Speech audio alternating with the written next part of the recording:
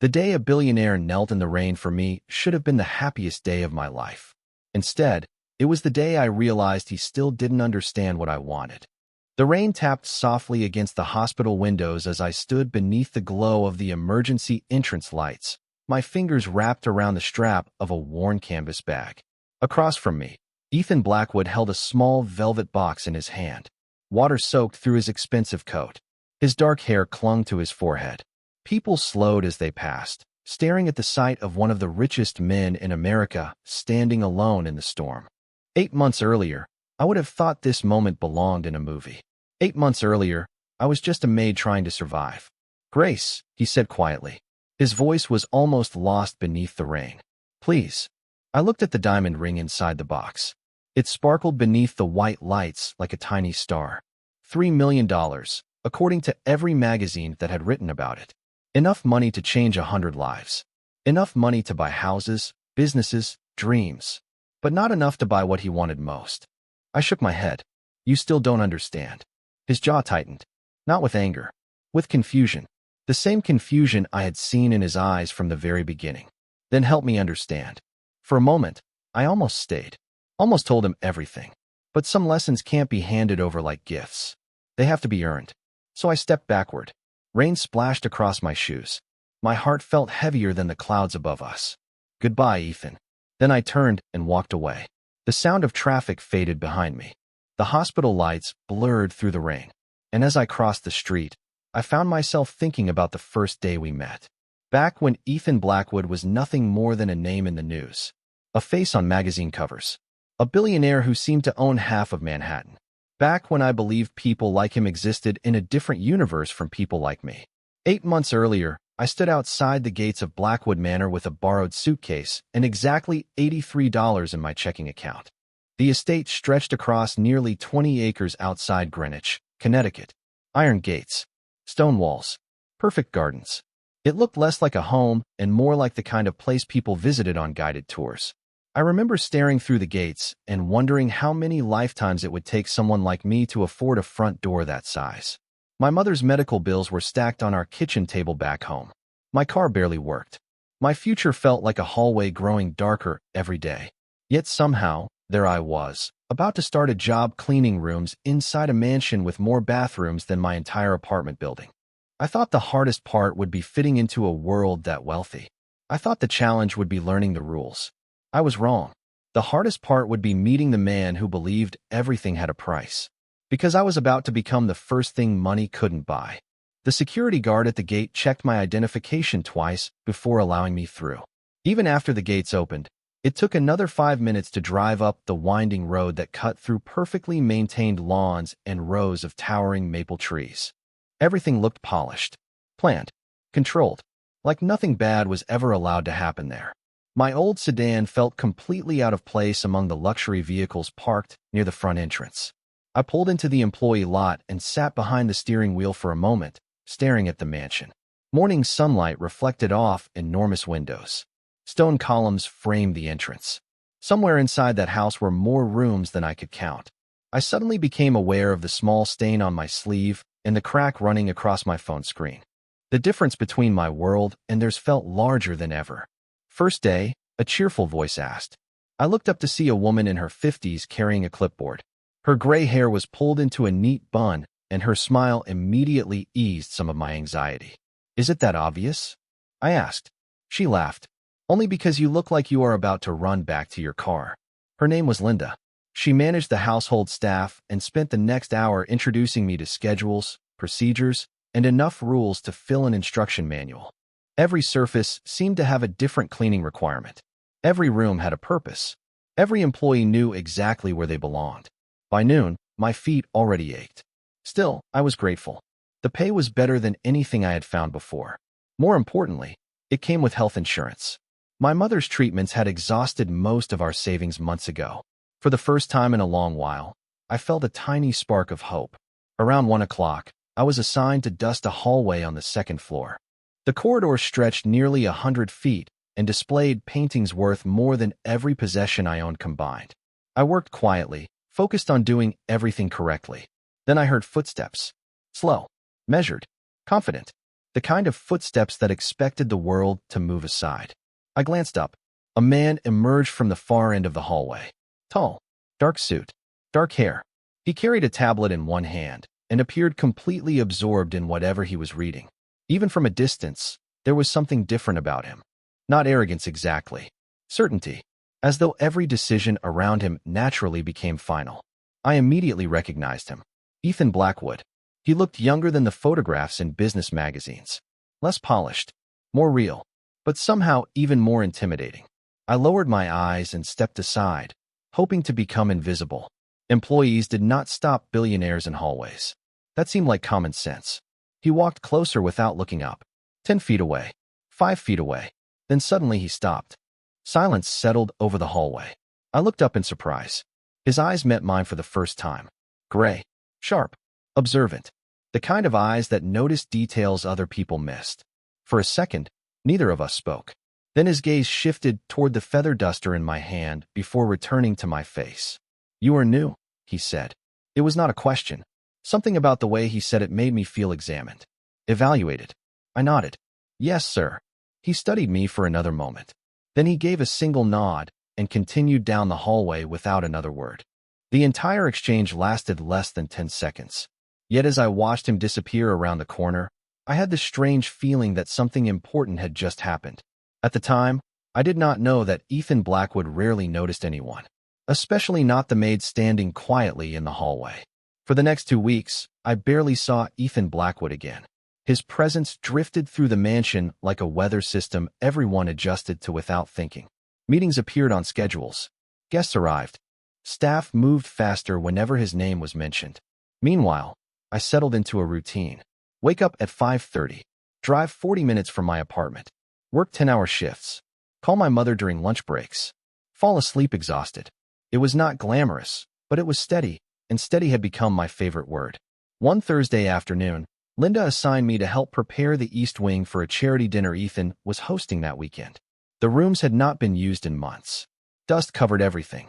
I spent hours polishing antique furniture and cleaning display cabinets filled with rare collectibles. Most of the items belonged in museums. Some had small plaques describing their history. Others looked too expensive to even touch. I worked carefully, reminding myself that one mistake could probably cost more than my annual salary. Around 4 o'clock, I was dusting a glass shelf inside a private sitting room when disaster struck. My cleaning cloth snagged on the corner of a decorative sculpture. The piece shifted. My heart stopped. I lunged forward, trying to catch it. For one hopeful second, I thought I had saved it. Then it slipped through my fingers. The sculpture hit the hardwood floor with a sharp crack. Silence filled the room. I stared down at the broken pieces scattered across the floor. My stomach dropped so fast it felt like an elevator cable had snapped. "No," I whispered. "No, no, no." I knelt beside the fragments. The sculpture looked handmade. Old. Irreplaceable. Exactly the kind of thing wealthy people insured for amounts normal people could not even imagine. Footsteps appeared behind me. I turned to find another employee standing in the doorway. His eyes widened immediately. "Oh, Grace."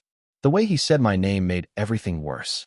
Within minutes, 3 more staff members had gathered outside the room. Nobody raised their voice. Nobody blamed me directly. Somehow that felt even more terrifying. They all wore the same expression. Sympathy. The expression people wear when they believe your future is already decided. "Do you know what that was?" someone asked quietly. I shook my head. It belonged to Mrs. Blackwood. The room seemed to tilt.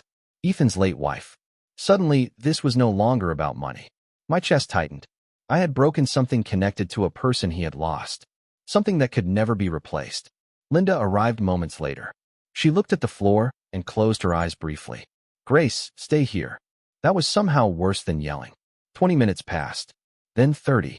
Every possible outcome played through my head. I imagined being fired. Losing the insurance. Losing the paycheck.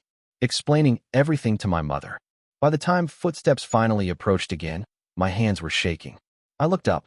Ethan stood in the doorway. His gaze moved from the shattered sculpture to my face. The room became completely silent. Nobody moved. Nobody spoke. Then Ethan surprised everyone, including me. He looked at the broken pieces for a long moment before quietly saying 5 words that changed the entire room. "Was anyone hurt when it fell?" For a second, I thought I had misheard him. The broken sculpture lay scattered across the floor between us. Every person in the room seemed to be holding their breath. Yet Ethan was not looking at the fragments. He was looking at me. Was anyone hurt when it fell? He repeated. I swallowed. No, sir. His shoulders relaxed almost imperceptibly. Then he nodded once. Good. That was it. No anger. No lecture. No demand for compensation. Just one quiet word. Good. Confused murmurs rippled through the room after he left. Employees exchanged glances. Linda looked almost as surprised as I felt. The tension that had been crushing my chest for the last half hour slowly loosened. You can go home, Grace, Linda said softly. We will handle the rest tomorrow. The drive back to my apartment felt unreal. I kept replaying the scene in my mind. Most people with Ethan Blackwood's wealth could have replaced the sculpture 100 times over. But that was not what mattered. The piece had belonged to his wife. A memory. Something personal. Yet somehow he had been more concerned about a maid than about the object itself. It did not make sense. The following morning, I arrived at work expecting awkward conversations. Instead, everyone acted strangely normal. A few employees even smiled at me. One joked that I had survived an experience nobody else wanted to test themselves. By lunchtime, the story had apparently traveled through the entire estate. I hated being the center of attention. Around 2 o'clock, Linda approached with a small envelope. Mr. Blackwood asked me to give this to you. My stomach immediately dropped. Maybe the real consequences had finally arrived. I opened the envelope carefully. Inside was a handwritten note. The message contained only one sentence. Mistakes happen. Please do not let one ruin your confidence. I read the line 3 times. It was not signed. It did not need to be. The handwriting was precise and controlled, just like the man himself. That is all, I asked. Linda smiled. That is all. The note stayed in my locker for weeks afterward. Not because it was sentimental. Because it confused me. Wealthy people were supposed to be different. At least that was what life had taught me. They lived behind gates and private drivers and assistants who scheduled every minute of their day. They did not usually notice people like me. Yet Ethan kept doing things I did not expect. A few days later, I saw him again. This time in the library. I was organizing shelves while he reviewed documents at a nearby table. Rain tapped softly against the windows. The room smelled like old books and coffee. For nearly an hour, neither of us spoke. Then a framed photograph sitting on a shelf slipped as I dusted nearby. I caught it before it fell. Nice save, a voice said. I looked over. Ethan had not even lifted his eyes from the document he was reading. Somehow he had noticed anyway. A laugh escaped before I could stop it. I am improving. The corner of his mouth moved slightly. Not quite a smile, but close. It was the first time I realized something important. Behind the expensive suits and billion-dollar headlines was a man who paid attention to everything. And for reasons I still did not understand, he had started paying attention to me.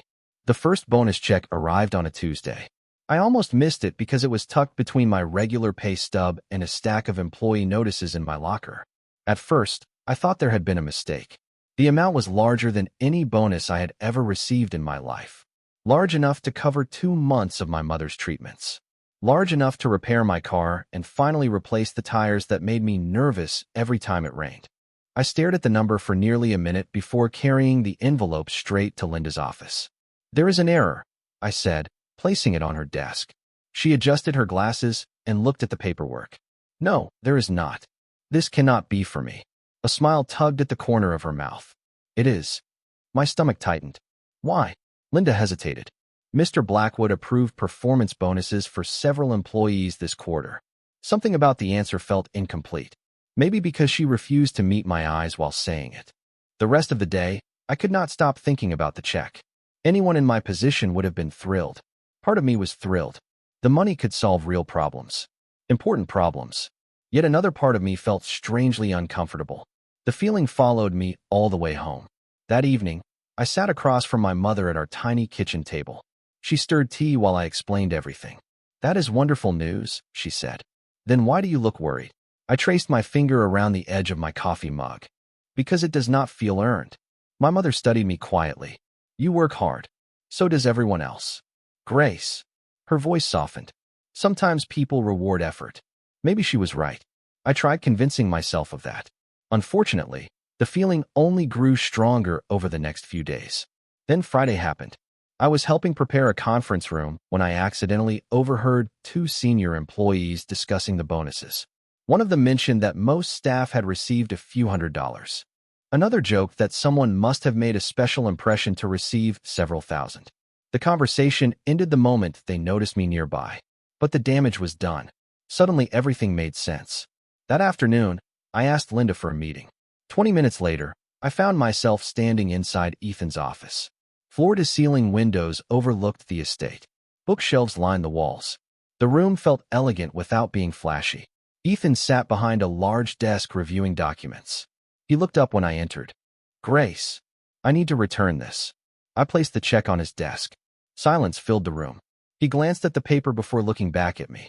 "Why?" "Because I cannot accept it." His expression remained unreadable. Most people would disagree. Then most people are not me. For a moment, neither of us spoke. Rain tapped softly against the windows. Somewhere outside, thunder rolled across the distant hills. Ethan leaned back slightly in his chair. "The money would help you." It was not a question. Somehow he already knew. "Yes." "Then why refuse it?" I took a slow breath. "Because I want to know I earned what I have." His eyes narrowed thoughtfully. Not in anger, in curiosity. "And if I believe you earned it?" "That is not enough." Something shifted in his expression. A look I could not quite identify. Surprise, maybe. Respect, maybe both. Then he reached for the check and folded it once before setting it aside. "You are a very unusual woman, Grace Parker." I managed a small smile. "That is what my mother keeps telling me." For the first time since I met him, Ethan laughed. It was brief, quiet, but real. And somehow that moment felt far more valuable than the check sitting on his desk. After that conversation, something changed. Not dramatically, not all at once. But I began noticing small things. The kind of things that are easy to miss unless you are paying attention. Ethan no longer walked past me as though I were part of the furniture. He asked questions.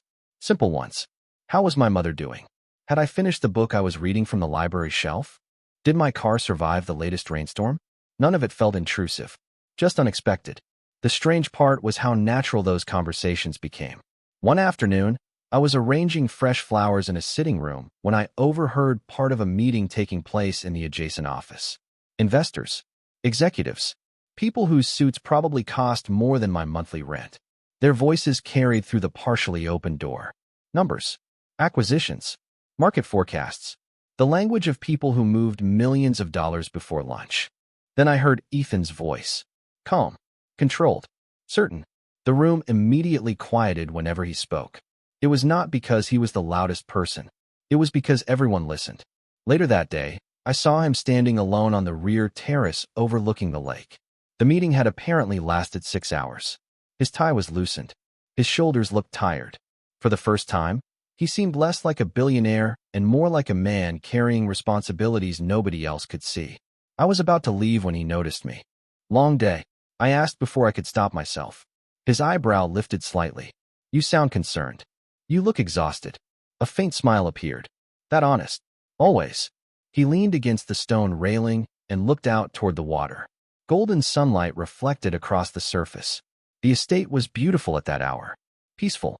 "Most people do not tell me things like that," he said quietly. "Most people probably want something from you." The words escaped before I could think better of them. Silence followed. Not uncomfortable silence. Thoughtful silence. Finally, he nodded once. "That is probably true." A few days later, I accidentally learned just how true it was. I was helping organize supplies for an upcoming charity gala when one of the event coordinators arrived carrying garment bags. Designer gowns, custom jewelry, luxury accessories. Everything worth more money than I had seen in one room at one time.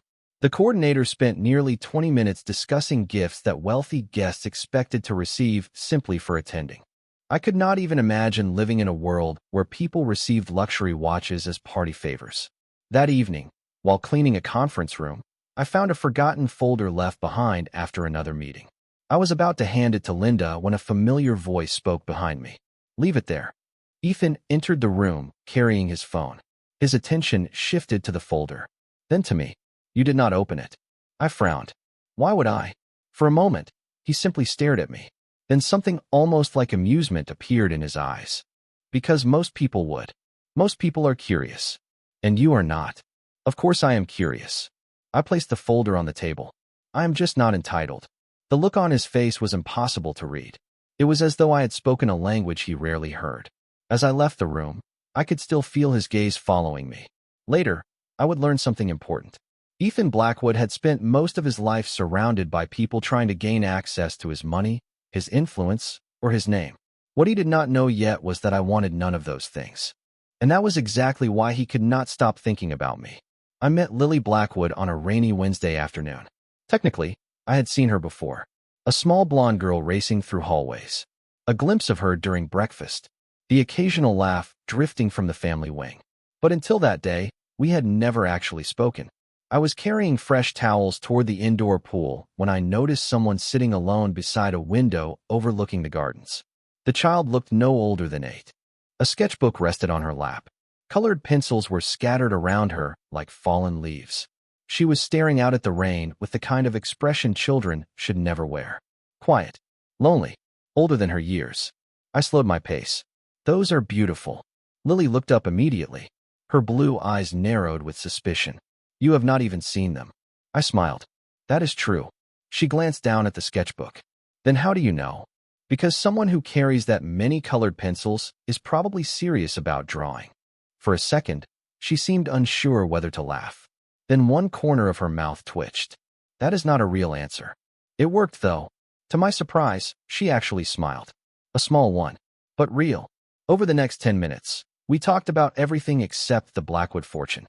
She told me about her favorite books, her dislike of broccoli, her dream of visiting Paris someday. I told her about the stray cat that lived near my apartment and acted like it owned the entire neighborhood. By the time I finally stood to leave, she seemed lighter somehow. Less alone. Will you be here tomorrow? She asked. The question caught me off guard. I usually am. She nodded as though confirming an important business arrangement. Good.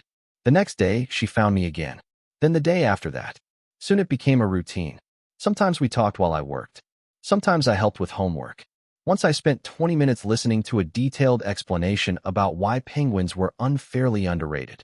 It turned out Lily possessed strong opinions about many subjects. One evening, I was helping set up flowers in the dining room when I noticed Ethan standing in the doorway. He had arrived quietly enough that I had not heard him. His gaze moved between Lily and me. His daughter was laughing so hard she nearly dropped a pencil. What happened? He asked after she ran off to show her latest drawing to a tutor. I looked up. What do you mean? His expression softened. She laughs more now. For a moment, neither of us spoke. I followed his gaze toward the hallway where Lily had disappeared. She is a wonderful kid. Ethan nodded slowly. She used to be like this all the time. Something heavy settled behind those words. Loss. Memory. Regret. I understood immediately who he was thinking about. His late wife. The woman whose absence still echoed through every room of the estate. She misses her mother, I said gently. Ethan looked away toward the rain-streaked windows. So do I. The confession was quiet. Honest. Human. Not billionaire. Not executive. Just a father trying his best. Later that night, as I prepared to leave, Lily ran across the foyer carrying a folded piece of paper. Wait. She pressed it into my hand. For you. After she disappeared upstairs, I unfolded the page. It was a drawing. 3 figures standing beside the lake. Lily in the middle, Ethan on one side, me on the other. Across the top, she had written 6 simple words in careful handwriting. My favorite people at Blackwood Manor. For a while, everything felt balanced. Work, my mother's health, Lily's endless stories. Even my conversations with Ethan had settled into something comfortable. That was probably why I did not notice the shift until it was already happening. It started with a phone call from the hospital. I stepped outside during lunch break to answer it. The nurse explained that my mother's treatment plan needed to be adjusted. The new medication showed promise, but it was expensive. Very expensive. I thanked her, hung up, and stared across the estate gardens while a familiar knot tightened in my chest. Numbers began running through my mind immediately. Rent, utilities, insurance, gas, groceries. No matter how I rearranged them, the math refused to cooperate. That afternoon, I made mistakes. Small ones. Forgetting where I placed supplies. Folding towels twice because I could not remember if I had already done them. Lily noticed first. You look sad today, she said while sitting at the kitchen island drawing another masterpiece involving penguins. I am just tired. She frowned. That is adult code for something else. I almost laughed. Maybe a little. Her eyes narrowed thoughtfully. Dad does that too. Before I could respond, Ethan entered the room. Lily immediately jumped from her chair and ran off to show someone her latest drawing. The moment she disappeared, Ethan looked at me. Really looked at me. What happened? He asked. Nothing. His expression suggested he did not believe me for a second. Grace. I sighed. My mother's treatment costs are increasing. The words felt heavier once spoken aloud. Ethan listened without interrupting. When I finished, he nodded once. How much? I should have recognized the warning sign immediately. It is not your problem. How much? He repeated. I gave him a number. Silence followed. Then he simply said, consider it handled. Every muscle in my body went still. No, his eyebrows lifted slightly. No. No, he looked genuinely confused. Not offended. Confused. As though nobody had ever answered him that way before. Your mother needs treatment. I know. I can help. I know that too. The kitchen suddenly felt very quiet. Sunlight streamed through the windows. Somewhere outside, a lawn mower hummed in the distance. Ethan folded his arms. Then why refuse? I took a slow breath. Because she is my responsibility. And if someone offers assistance? Then I appreciate the offer. I met his eyes. But I still need to solve my own problems. For several seconds, neither of us spoke. Then Ethan shook his head slightly. You make life harder than it needs to be. Maybe. My voice softened. Or maybe some things matter more than convenience. Something flickered across his face. Frustration. Curiosity. Maybe even admiration. I could not tell. Later that evening, I drove home feeling emotionally exhausted. When I opened my apartment door, I found my mother sitting at the kitchen table, smiling at a bouquet of fresh flowers. White lilies. Her favorite. A small card rested beside them. There was no signature. No explanation. Just a single sentence written in careful handwriting. Your daughter is extraordinary. I stared at the note for a long time. Then I closed my eyes because somehow I knew exactly who had sent it. The next week began with a feeling I could not shake. Something was different. At first, I blamed exhaustion. My mother had another round of appointments. Work remained busy. The charity gala was approaching. Yet every time I walked through Blackwood Manor, I felt as though pieces of a puzzle were moving just beyond my sight. The answer arrived on a Thursday morning. I had taken the day off to accompany my mother to a medical consultation. The appointment went better than expected. Her doctor seemed optimistic for the first time in months. We celebrated with lunch at a small diner near the clinic. For a few hours, life felt normal. Hopeful even. Then my phone rang. The caller identified herself as a representative from a local housing office. At first, I assumed it was a mistake. By the end of the conversation, I was standing in the parking lot staring at my car in complete disbelief. According to her records, the mortgage on my mother's house had been paid in full. Not reduced. Not refinanced. Eliminated. Completely. My heart began pounding. There was only one person I knew with both the resources and the inclination to do something like that. 40 minutes later, I walked through the front doors of Blackwood Manor with a determination that surprised even me. Linda saw my expression and wisely pointed toward Ethan's office without asking questions. I knocked once and entered. Ethan looked up from his desk. Grace, did you pay off my mother's house? The question landed between us like a stone dropped into still water. For the first time since I met him, he hesitated. Not long. Just enough. That was answer enough. You did. He set his pen down carefully. Your family needed help. That was not your decision to make. His brow furrowed. I solved a problem. No, my voice came out sharper than intended. You removed my choice. Silence filled the office. Outside the windows, gray clouds rolled across the sky. Ethan stood slowly. Grace, I was trying to help. I know. That was the worst part. His intentions were not cruel. They were sincere. But every time something goes wrong, you reach for your checkbook. He stared at me. Because it works. I shook my head. Not always. The words hung in the air. You think people need money when sometimes they need respect. Something changed in his expression. The confidence I normally saw there wavered slightly. Respect. Yes. My throat tightened. Do you know what it feels like to spend years fighting for every inch of your life? Every bill paid. Every problem solved. Every sacrifice made. Then one day someone arrives and erases the struggle as though it never mattered. Ethan did not answer. I am proud of what my mother and I have survived. My voice softened. Please stop treating my life like a problem that needs fixing. For several seconds, neither of us moved. Then Ethan looked away toward the windows.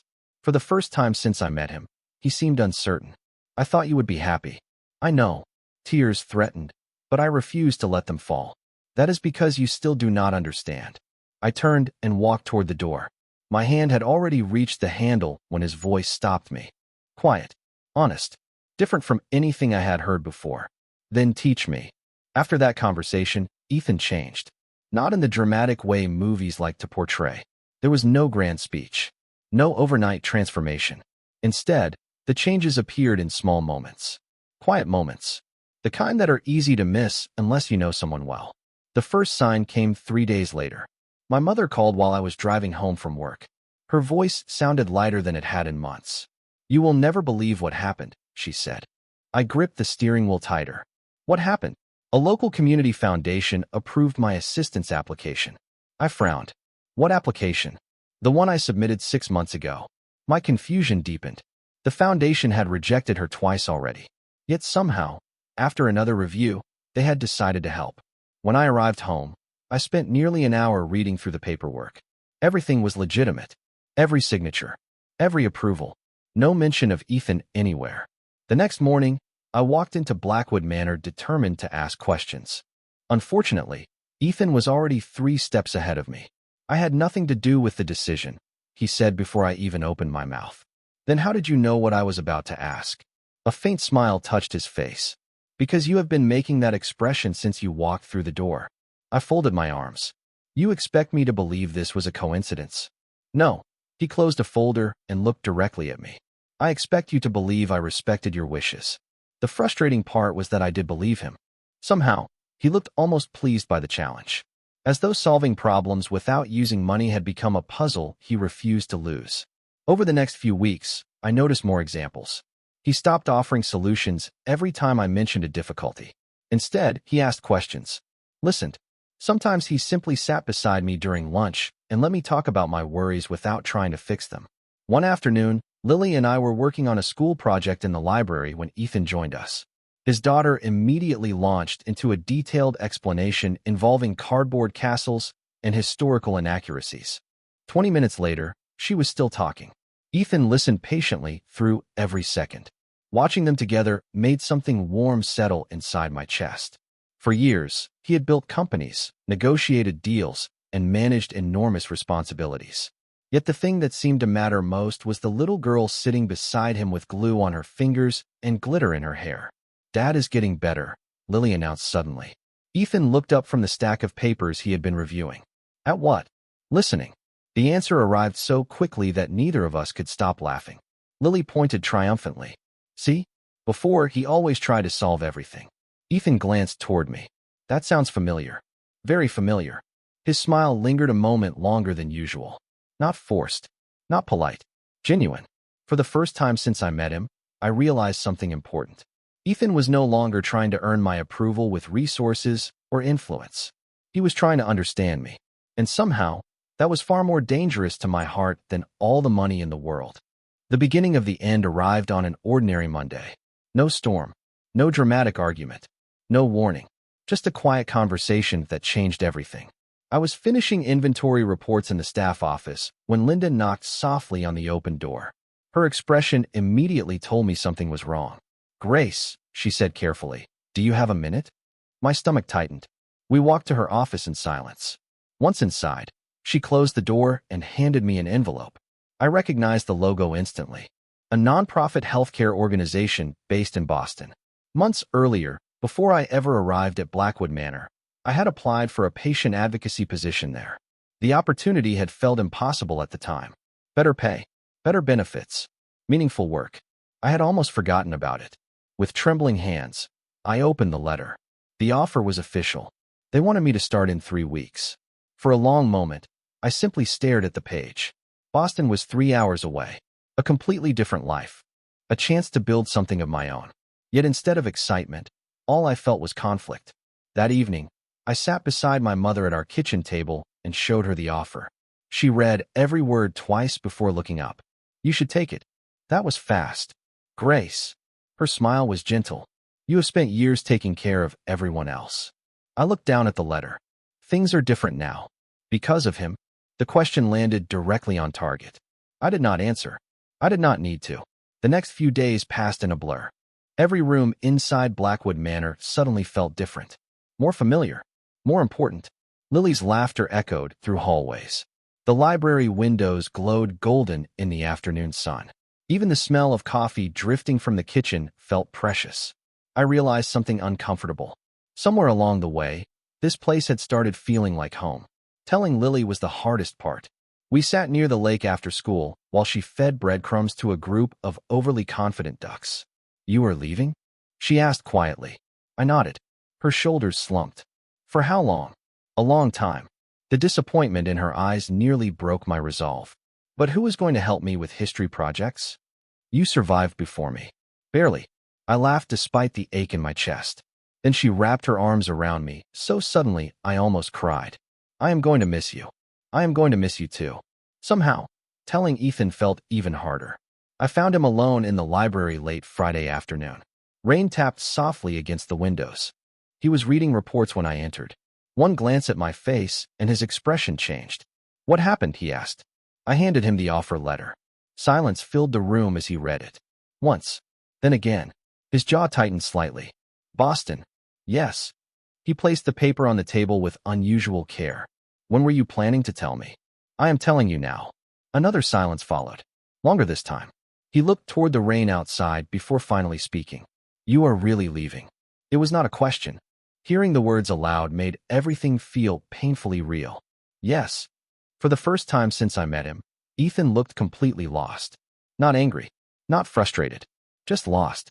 And in that moment, I realized something neither of us had been willing to admit. Leaving was going to hurt far more than either of us expected. My final week at Blackwood Manor felt strangely quiet. Nobody talked about my departure unless absolutely necessary. The staff avoided the subject. Linda kept finding reasons to assign me lighter duties. Even Lily seemed determined to pretend the calendar was not moving forward. Only Ethan became harder to read. He was around less. Business trips, meetings, conference calls. Entire days passed without seeing him. Part of me felt relieved. Another part felt disappointed in ways I did not want to examine too closely. My last day arrived beneath a sky the color of silver. The estate looked exactly as it had on my first morning. Perfect lawns, stone walls, endless windows catching the morning light.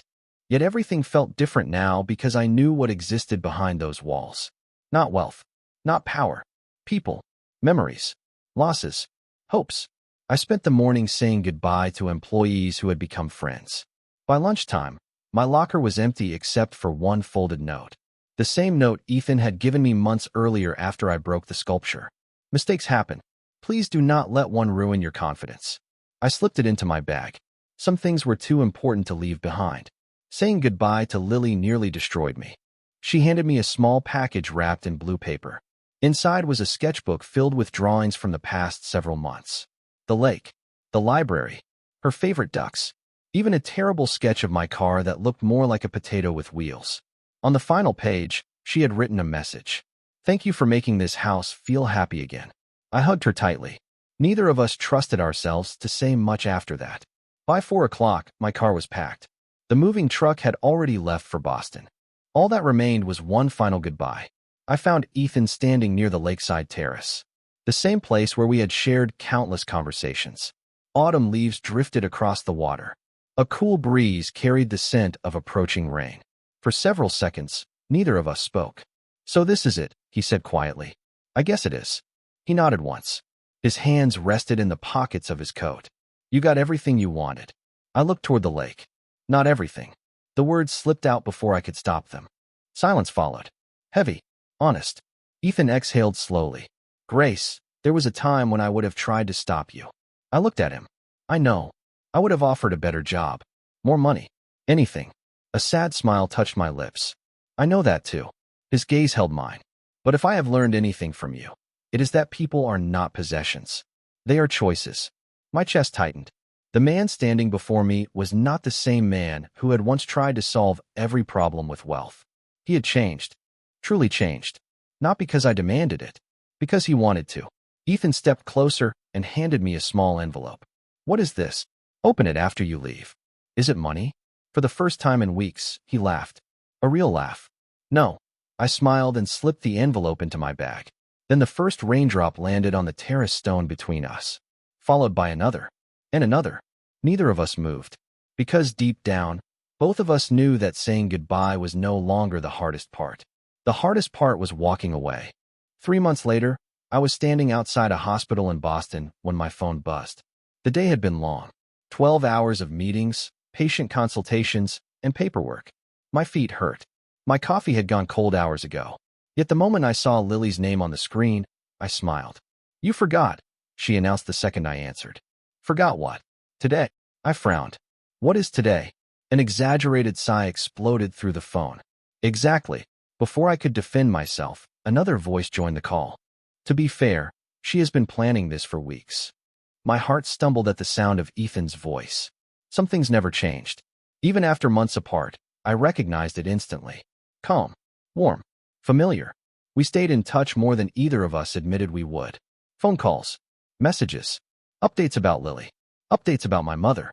Small pieces of each other's lives exchanged across state lines. Yet neither of us had ever spoken about the thing waiting quietly beneath every conversation. Planning what? I asked. Look behind you, Lily said. Confused, I turned around. Across the street, standing beneath the glow of the evening lights, was Ethan. For a moment, I forgot how to breathe. He wore a dark coat. His hands rested in his pockets. His expression carried that same quiet confidence I remembered from the first day we met. Except now there was something else there. Something softer. Something earned. I slowly lowered the phone. You were supposed to be in Connecticut. I was. He crossed the street toward me. Then Lily decided I needed better travel plans. I laughed despite the tears threatening my eyes. She is very persuasive. I noticed. We stood there for a second, neither moving. The city buzzed around us. Cars passed. People hurried home. Yet somehow the entire world seemed to narrow until only the two of us remained. Finally, I remembered the envelope he had given me on my last day at the manor. I never told you, I said quietly. I opened your letter. His eyes softened. I know. Inside that envelope had been a single sheet of paper. Not a check. Not a contract. Not a gift. Just a handwritten note. It had contained one sentence. Wherever life takes you, I hope you never doubt your worth again. I carried it everywhere. You finally understood, I whispered. Ethan nodded. You spent months teaching me. For a moment, neither of us spoke. Then he reached into his coat pocket. My heart immediately panicked. If that is a ring, I am walking away again. His laughter echoed through the evening air. It is not a ring. He pulled out a folded piece of paper. Confused, I accepted it. It was a drawing. 3 figures standing beside a lake. Lily in the middle, me on one side, Ethan on the other. The same picture Lily had given me months ago. She told me to bring it, he said. Why? His smile was small, honest, real. Because she thinks we are both stubborn. I laughed through tears. She is probably right. Then Ethan took a slow breath. Not the breath of a billionaire making an offer. Not the breath of a man trying to solve a problem. Just the breath of someone telling the truth. Grace, I cannot promise a perfect future. His gaze never left mine. But I can promise that I will never stop choosing you. The city lights blurred. My chest ached in the most beautiful way. Because for the first time, there was no money between us. No status. No power. Just 2 people standing on a sidewalk. And somehow that meant everything. Good, I whispered. Because I choose you too. Sometimes people spend their lives searching for something priceless. Ethan spent his learning that the most valuable things cannot be bought. They can only be earned. And that was how the richest man I ever met finally received the one thing money could never give him.